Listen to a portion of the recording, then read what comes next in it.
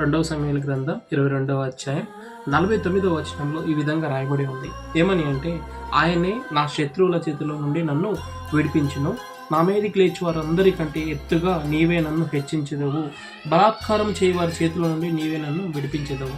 అవును, మన శత్రువులు ఎంతమంది ఉన్నా మనకు అపాయం చేయాలని, మనకి హాని కలిగించాలని, మనల్ని ఇబ్బంది పరచాలని, మనల్ని వేదనకు గురి చేయాలని ప్రయత్నం చేస్తున్న వారు ఎంతమంది అయినా కావచ్చు, దేవుడు మన పక్షాన ఉంటే, ఆయన మనకు తోడుగా ఉంటే, ఆయన మనకు సహాయకుడుగా ఉంటే, ఆయన మనకు తోడై ఉన్నట్లయితే మనం జయాన్ని పొందుకోగలుగుతాం.